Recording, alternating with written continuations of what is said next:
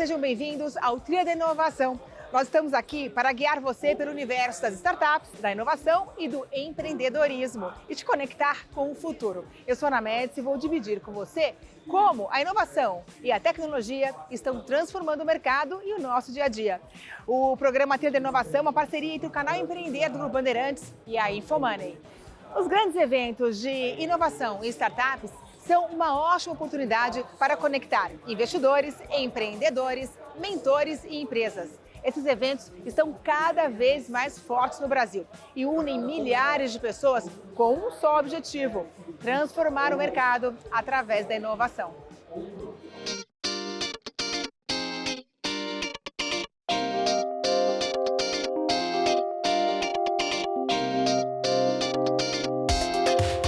Aqui no Sport Summit com Pedro Rego Monteiro, CEO da Effect Sport, que vai contar para a gente um pouquinho sobre marketing esportivo e sobre inovação no marketing esportivo. Pedro, seja bem-vindo ao Trilha da Inovação, é um prazer ter você aqui com a gente. Não, prazer estar com você, Ana. Pedro, há quanto tempo você atua no marketing esportivo? Então, eu sou, desde garoto, fui atleta profissional, assim, vivenciei o esporte como atleta, formei economia, mas... Qual esporte? Natação. Natação. E aí, enfim, morei 10 anos nos Estados Unidos, fiz faculdade fora, estudei fora, voltei para o Brasil como economista ambiental, um pouco deslocado aí no meu habitat natural, mas rapidamente eu fui para os Jogos Pan-Americanos, eu trabalhei no comitê organizador dos Jogos Pan-Americanos, fui comentarista também, enfim, natação em alguns Jogos Olímpicos e tudo, e abri a agência Effect Sport em 2008, então 100% focado em marketing esportivo, durante o período do PAN, de 2005 a 2007, mas a partir de 2008, realmente, ali full. E nesses 15 anos, qual que é a principal transformação que você viu dentro desse mercado? Ana, foram tantas transformações, assim, elas continuam a acontecer de maneira tão acelerada.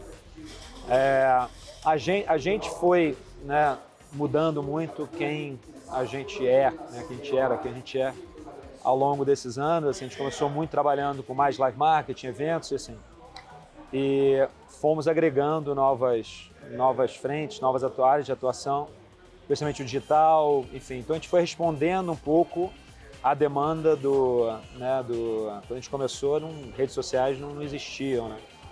Então hoje um dos nossos principais trabalhos é com redes sociais, a gente cuida das redes sociais da NFL no Brasil, do WSL, enfim, do Miami Dolphins, New England Patriots, assim, toda a parte, não só redes sociais, mas todo o conteúdo dessas ligas de propriedade no Brasil. Então, assim, e a gente sempre procura fazer isso de maneira nova, né, inovadora. Assim, a inovação a gente naturalmente associa muito à tecnologia, né, e claro, tem um componente de tecnologia, mas também qualquer coisa, né, qualquer ação, processo, né? Qualquer processo que você faça de maneira nova, né.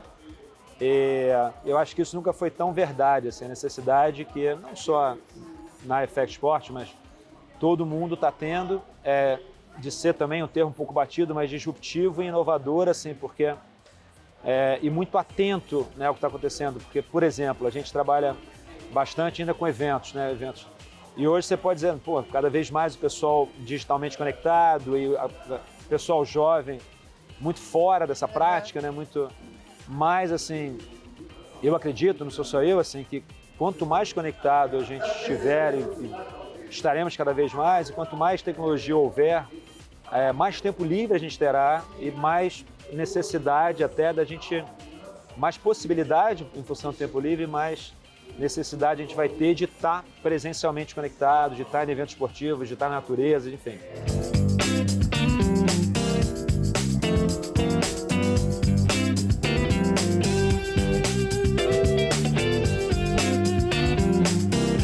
Você acha que a tecnologia e a inovação ajudam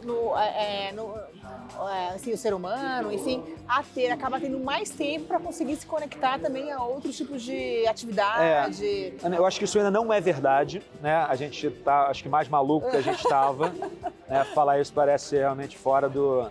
Mas eu acredito e torço, né, que daqui a algum tempo realmente a gente vai mudar de patamar, enfim, inteligência artificial, machine learning, tudo que já é verdade, né? Tudo que a gente está vendo agora de ChatGPT, enfim, tudo. Tecnologias exponenciais. Então, assim, a gente já começou a ver, na verdade, na agência, através da utilização de algumas tecnologias, que pessoas que antes demandavam mais tempo para certas coisas estão com mais tempo livre para outras. Então, assim, eu acho que ainda esse tempo livre está sendo mal empregado. Acho que ainda ele está sendo empregado ou para fazer mais tarefas no próprio meio ali, ou para conexões digitais pouco... Porque no final acaba ganhando mais eficiência, né? O tempo que você perdia, às vezes, para criar qualquer coisa, hoje, com o próprio inteligência artificial, com ferramentas como o ChatGPT, você faz ali em segundos, né? Segundos. Claro, isso acaba ajudando, você tem que... Ajuda, mas ajuda bastante. Ajuda. O problema é que a gente ainda, acho que, por ser isso tudo muito novo, né? A gente ainda utiliza mal, né? Esse tempo marginal que a gente ganhou ainda, a gente acaba voltando, muitas vezes desperdiçando tempo com coisas que não agregam muito pra gente. Mas eu acho que com o tempo, com mais maturidade nesse mundo novo digital todo, a gente vai conseguir ser mais seletivo também. Entendendo o lugar de cada um e como você pode... as nossas necessidades também. Ser mais eficiente. A gente somos seres que evoluímos através de comunidades, enfim, de tribos lá de trás e tudo. Eu acho que a gente, na natureza, né, enfim, aí é outra conversa, mas com outra alimentação, com outros hábitos, tudo. Então, acho que a gente, com mais maturidade, o equilíbrio vai ser voltar bastante para isso. E aí reconecta com a parte de eventos, com a parte, enfim, uma coisa que hoje pode parecer meio obsoleta até, meio, mas que não, eu acho que cada vez vai ter mais oportunidade.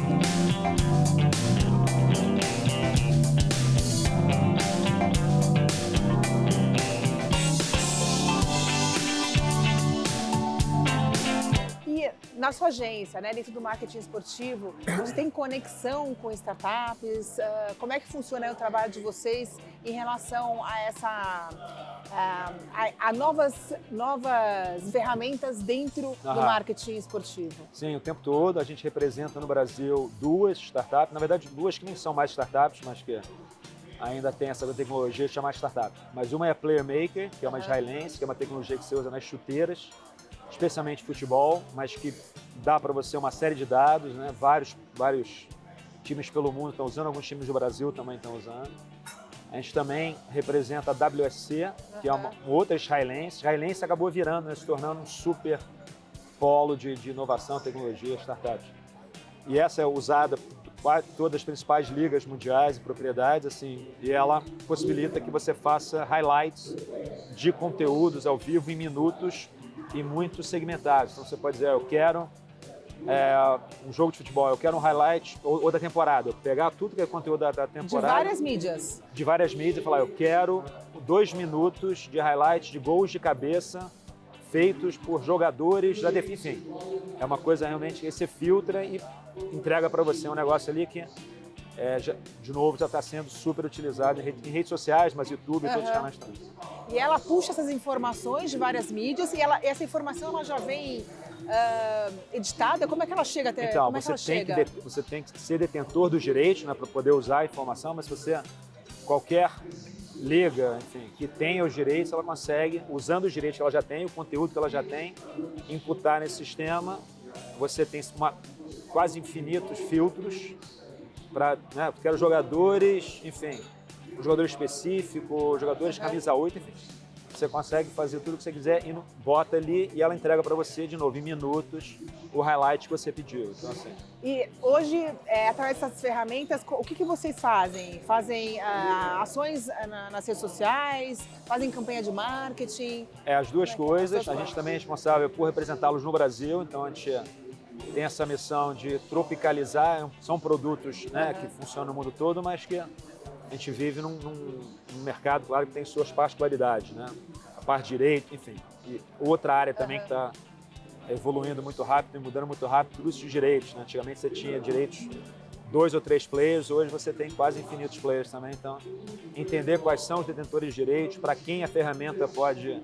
E outra coisa também, assim, que se tornou necessária ainda, é você saber explicar a ferramenta. O que a gente está fazendo aqui agora... Sim, que nem sempre é fácil, não é simples, né? Não é fácil. Não, então, assim, a gente tem muito esse papel também de decifrar para o detentor de direitos como ele pode utilizar e quais são todos os atributos da ferramenta. Porque no caso você usa para o marketing esportivo, mas ela pode ser usada para qualquer coisa. Essa ferramenta ela é muito focada em esporte, né? Ela está habilitada já para diversos esportes, mas sim, você pode também usá-la para outras... Para outros... Contanto que você formate o conteúdo para ser utilizado, você pode para outros formatos.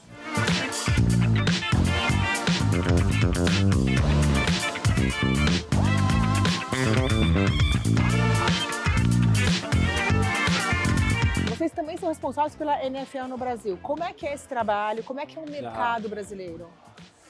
Sim, a gente começou a trabalhar com a NFL em 2016, né? Originalmente a ideia era trazer 2 jogos da NFL para o Brasil. Enfim, os planos mudaram em função de algumas coisas que aconteceram, e aí o foco passou a ser aumentar a base de fãs através do digital, né? De redes sociais. Então, a gente toca todos os perfis NFL Brasil desde 2016, com, por exemplo, nosso Instagram é o maior Instagram fora dos Estados Unidos, depois da Global, maior que mercados, que a NFL já está super consolidada, chegou há mais tempo até. O nosso TikTok, acho que hoje está com 993 mil seguidores, assim, vai ser a primeira rede fora das redes globais da NFL a chegar a 1 milhão, a gente deve chegar a isso, depende muito, a gente pode ter um conteúdo... O mercado no Brasil O mercado é enorme. E aí a gente também, além do digital, a gente também realiza eventos, a gente fez o primeiro evento oficial da NFL no Brasil, no Super Bowl, a NFL em Brasa, agora em fevereiro, um evento que foi aqui em São Paulo, super sucesso. Direitos também, então a gente depois de muitos anos trouxe um novo parceiro de TV aberta para a NFL, que é a Rede TV. Enfim, tem algumas outras negociações de direitos acontecendo e a parte de patrocínios também, que a gente está indo para o mercado agora, em maio, começando, para oferecer oportunidade de empresas se tornarem patrocinadoras da NFL no Brasil. Não só direitos, mas associação de imagem, propriedades intelectuais, enfim.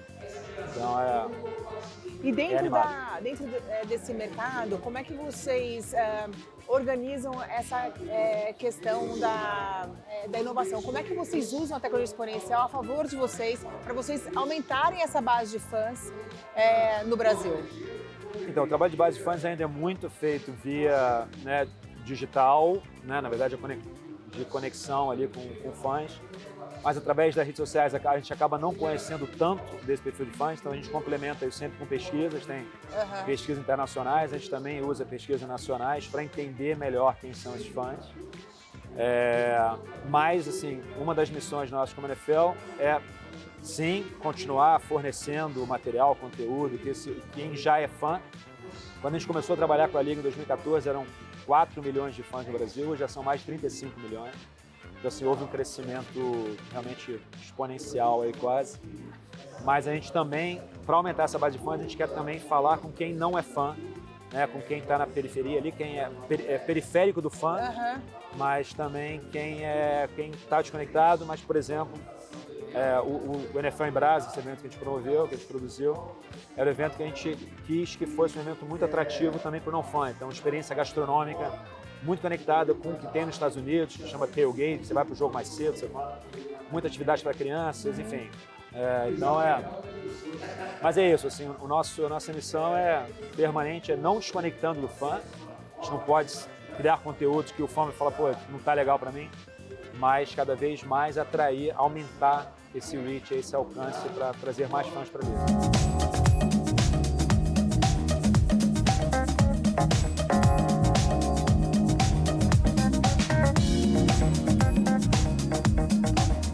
Pedro, como é que você enxerga o futuro tanto do marketing, mas também principalmente do marketing esportivo próximo, né? Agora a gente vê aí com as tecnologias exponenciais, tudo anda muito rápido, tudo é muito... de um dia para o outro o mercado muda. Como é que vocês estão se preparando aí para esse futuro?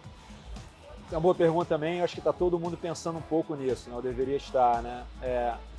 O marketing, claro, ele vai ter que atender pessoas, né? Então, assim, e as pessoas estão mudando, né? Assim, a capacidade que eu tenho com 48 anos de sentar para ver um conteúdo esportivo é diferente da que meu pai tem, com 83, e totalmente diferente da que alguém tem, né? Essa geração, quem tem 20 anos ou 30, enfim. Então, assim, highlights, a gente estava falando do WSC de highlights, é cada vez mais relevante o highlights, porque o telespectador, o espectador ali, né? Que é alguma coisa rápida, ele não vai. Os 90 minutos ali é um desafio que todos os detentores de conteúdo, todas as ligas que têm jogos de 90 minutos, 2 horas, 3 horas, assim, estão criando já outras oportunidades, segunda tela, de terceira tela.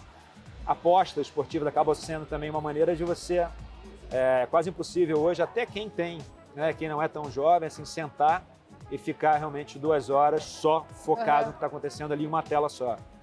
Então, assim, quem trabalha com marketing esportivo hoje já está antenado a isso, assim, mas cada vez mais vai ter que estar preparado para essa mudança. A multitela e a multitela com relevância. Com né? relevância. Então, Tá ótimo, Pedro. Obrigada aí pela sua entrevista. Foi um prazer. E até a próxima. No próximo bloco, você vai saber por que os grandes eventos de startups e inovação são uma excelente oportunidade para atrair investidores. Não saia daí, voltamos daqui a pouquinho.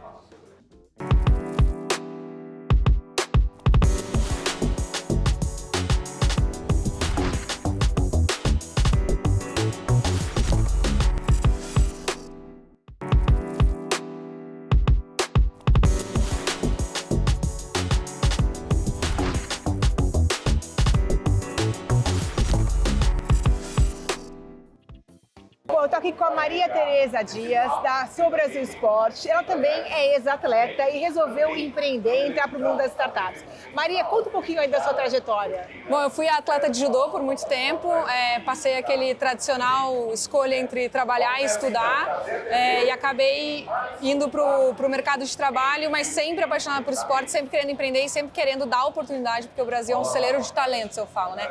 A gente tem aí mais de 50 milhões de pessoas que praticam esporte, a Sou Brasil, ela nasce com o objetivo de democratizar o esporte e impulsionar talentos ocultos, que a gente fala, né? Então a gente tem uma plataforma onde o atleta consegue fazer uma autogestão de carreira e se tornar visíveis para possíveis marcas, patrocinadores, investidores, clubes, o que ele estiver procurando. Quanto tempo que tem a startup? A gente começou a rascunhar a ideia em 2019, a gente lançou uma primeira versão em 2020, captou a primeira rodada em 2021 e lançou a última versão da plataforma no ano passado. Tá super recente. Super recente, E conta um pouquinho como que funciona esse desenvolvimento, né, do atleta através da plataforma, como é que é essa ligação entre vocês e os atletas? A gente fez uma pesquisa muito extensa com atletas desde amador, profissional, alto rendimento, aposentado, né? A gente queria entender qual era realmente a principal dor e o que o atleta precisava. E a gente entendeu que ele precisava se planejar, ele precisava entender o que ele quer, para que ele quer, aonde ele quer ir. Não basta só pedir dinheiro, todo mundo precisa. Mas você precisa dizer o que você quer fazer com esse dinheiro e onde você vai investir isso.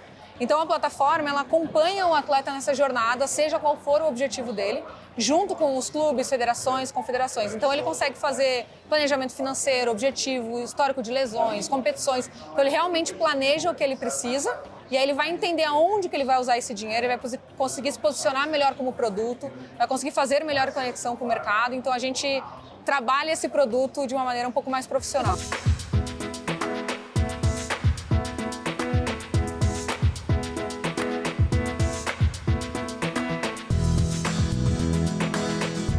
Vocês fazem as análises desses atletas? Você tem uma equipe especializada? Como é que é feito esse planejamento profissional? A gente desenvolveu, a base toda da plataforma, ela foi feita com base tanto em performance de atleta, para entender quais eram os critérios que, obviamente, a gente definiu com base num estudo, mas a gente também trouxe muita questão do mercado de trabalho, né? A gente teve uma profissional de PMO que ajudou a gente a fazer todas essas, entender aonde que a gente avaliava, esses critérios de avaliação. Então, hoje o atleta ele consegue fazer análise tanto de performance, falar assim, eu fiquei em 10º lugar, foi ruim, mas quantas pessoas tinham na competição? Qual foi seu aproveitamento nessa competição?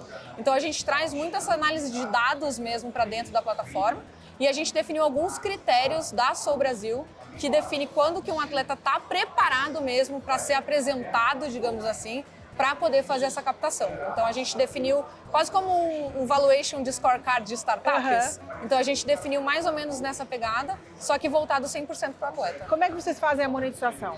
A gente tem plano de assinatura, tanto para o atleta quanto para entidades que queiram fazer a gestão desses atletas. E na negociação, ou seja, toda vez que o atleta captar qualquer aporte financeiro, a gente tem uma taxa de transação, porque a gente faz a gestão desse investimento que entra para o atleta. E hoje, quantos atletas são cadastrados na plataforma? A gente tem hoje mais ou menos uns 2.900 atletas de 42 modalidades. Bastante, um número bem grande. E a ideia, você me contou que depois vai virar um marketplace de atletas. Como é que vai ser isso? Vai ser um desafio, mas a gente tá estudando muito sobre isso. A gente viu muito benchmark fora do Brasil, onde o pessoal já faz muito isso, muito no blockchain, questão de compra de tokenização, né, transformar o atleta nisso também. Mas o que a gente quer fazer é justamente isso, é como abrir um novo canal de vendas para o atleta.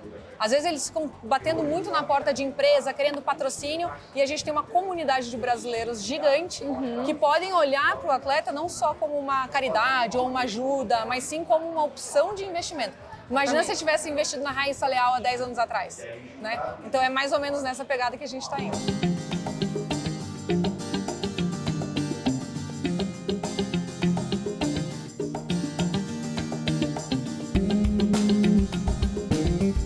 Agora, quando você fala em investir em um atleta, tem a questão das lesões, né? Isso.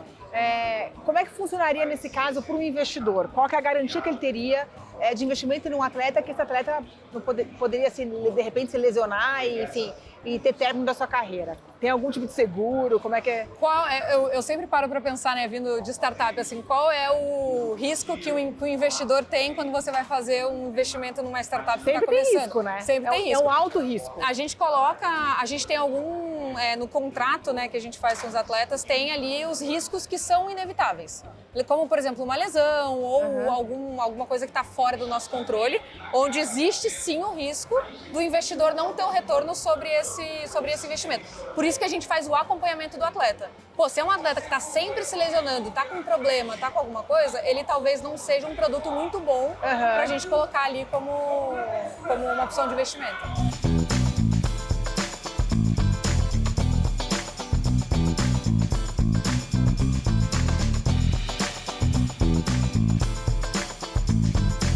Primeiro, para o nosso telespectador, o que é o Arena Hub e como vocês trabalham ali junto às Sport Techs. Vamos lá, o Arena Hub é um centro de inovação aberto. Então é um hub de inovação aberto, nichado na indústria do esporte. Se tivermos que fazer um paralelo, você tem, por exemplo, um cubo do Itaú, que é multidisciplinar, seríamos um andar do cubo do Itaú, porque somos nichados na indústria do esporte. Nós trabalhamos hoje num tripé de estrutura, onde nós temos de um lado entidades esportivas, startups e marcas.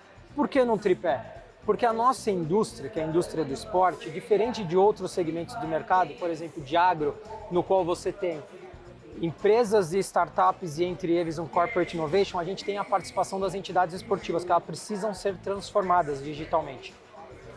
Nós temos hoje, indiscutivelmente, um dos maiores ecossistemas de inovação de esportes do mundo, pois temos mais de 170 entidades esportivas de mais de 32 modalidades. É um ecossistema muito rico. Enorme. E não pensa que são entidades esportivas, temos de tudo. Temos desde o COB, NBA, WSL, UFC, Stock Car, Federação Paulista de Futebol, 4 dezenas de clubes de futebol, mas temos federações e confederações menores, porque no final do dia todos precisam participar do processo de transformação digital. Temos do outro lado as startups, porque no final do dia a gente precisa transformar a indústria através das startups. Temos hoje mais de 180 startups no nosso ecossistema. De quais teses? Engajamento de fãs. Isso no Arena Hub? No Arena Hub. 180 startups. 180 startups. Por isso o Arena Hub hoje funciona como uma grande plataforma. De quais teses? Engajamento de fãs, performance humana e saúde e bem-estar, arenas inteligentes, educação, gamificação, sustentabilidade, inteligência de negócios e mídia e conteúdo. Todas soluções de entrega para o esporte, não necessariamente de esportes. Não necessariamente de esportes, mas para o esporte. Por que eu te falei que nós somos uma grande plataforma? A gente, durante o lançamento, nós tínhamos um planejamento do quanto era importante um espaço físico, mas tivemos a coragem de lançar no meio de uma pandemia. E pegamos o nosso planejamento, simplesmente rasgamos e começamos do nada. Pois assim, o espaço físico ele ficou vazio. Construímos uma plataforma. E essa plataforma deu acesso a muito mais players, muito mais rápido. Hoje o Arena Hub está presente nos 5 continentes. Então nós não somos mais um projeto então são só 180 startups em 5 continentes. Distribuídas já em 5 continentes. E do Brasil, quantas são lá dentro? No Brasil nós temos um ecossistema hoje de uns 80, 90% desse volume. Tá? Que privilegiamos as soluções nacionais de desenvolvimento. Qual que é o nosso papel? ser o grande conector desse mercado. O que nós fazemos para as entidades esportivas? O que a gente chama de Innovation as a Service. Ajudamos as entidades esportivas, independente do seu tamanho, a participarem de um processo de transformação digital, conectando eles à inovação, criando cultura de inovação, alinhando a comunicação dentro do mercado do que pode ser sendo um impulsionador. Do outro lado, para as startups, trilha de desenvolvimento, mentorias, investimento, aceleração, incubação, programas de inovação para tirá-los de estágios distintos. Estágios de ideação para estágios de escala, de prototipação para tração e de tração para escala. Isso a gente ajuda eles. E as marcas impulsionando a nossa indústria. O Arena Hub no centro disso sendo um grande conector de mercado. Esse é o nosso papel dentro da nossa indústria.